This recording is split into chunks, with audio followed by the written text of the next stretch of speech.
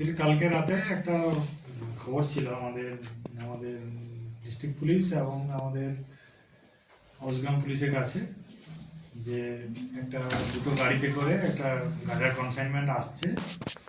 তো সেই অনুযায়ী আমরা সেই নাকা প্লেস করি আমাদের 11 মাইলের কাছাকাছি ওই রাস্তার উপরে। সেখানে থেকে আমাদের প্রায় 79টা প্যাকেট আমাদের গাঁজা উদ্ধার হয় এবং তার আনুমানিক ওজন প্রায় 81 কেজি 205 গ্রাম মতো।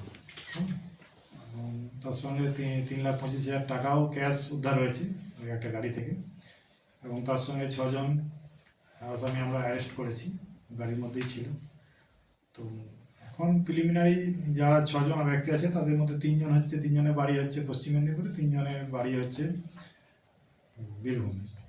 হয়তো কোন কনসাইনমেন্ট আসছিল, সেখানে হয়তো কাউকে সাপ্লাই করার ব্যাপার ছিল।